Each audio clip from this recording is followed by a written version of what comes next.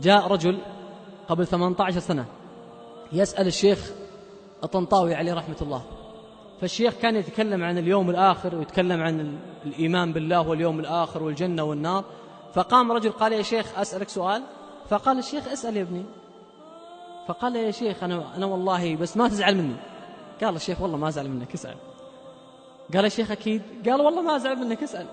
قال: يا شيخ أنا أصلي وأصوم وأزكي وأحب رب العالمين وأقرأ القرآن.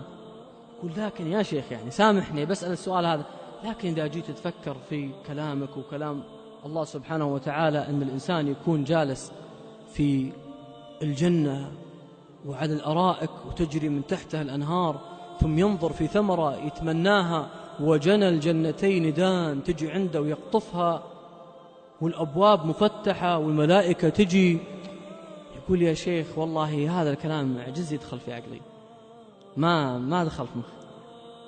فقال له الشيخ: طيب يا ابني أنا بقول لك مثال.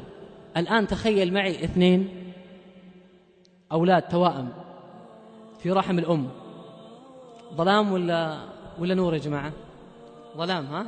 يقول الله عز وجل: يخلقكم في بطون أمهاتكم خلقا من بعد خلق في ظلمات 3. سبحانه، في ظلمات 3 ذلكم الله. تكفى حبيبي مرة واحدة في حياتك فكر في تاريخك. ذلكم الله ربكم له الملك لا إله إلا هو فأنى تصرفون. فيسأل الشيخ يقول له: أنت كنت تخيل 2 هذول كانوا في رحم أمهم وعندهم ظلام، كيف الجو عندهم نظيف ولا كله سوائل؟ يقول: تخيل لو أن أحد قال ل2 هذول الولدين جاء عندهم وقال: اسمعوا أنتم الآن عايشين في هالرحم المظلم وعندكم هالسوائل وقاعدين متزاحمين في هالرحم وكل واحد مزاحم الثاني، وإذا طاحت أمكم طحتوا معها. قال: أنتم تطلعون من الرحم هذا بتشوفون حياة عمركم ما شفتوها في حياتكم، تشوفون عالم عندها قصور وشوارع وسماء وشمس وقمر وأمطار وأشجار وثمار ومطاعم يقول: هل ظنك يصدقونه؟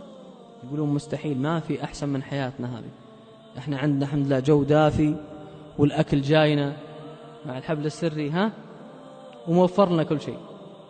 عندهم الآن هم عايشين أحسن عيشة، صح ولا لا؟ قال: لو خرج واحد منهم قبل الثاني بساعة، أول ما طلع شاف والله الأنوار وشاف غرفة المستشفى والأب والأم وجو شالوه ونظفوه ومسحوه وعطوه الحليب، وتشوف الناس فرحانة فيه وهذا من يد لهذا اليد هذا.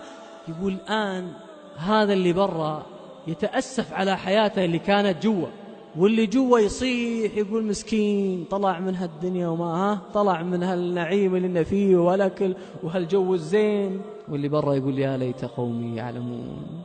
قال: يا ابني هذا اللي كانوا أكبر شيء عندهم هالرحم، أعلى شيء فوق الرحم، ما يحسون في شيء فوقه، وأوسع شيء على اليمين على اليسار الرحم.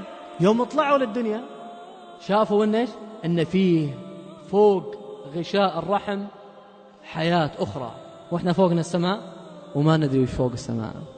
لكن إذا وعينا هذا القرآن بقلوبنا سنعرف إيش فوق السماء.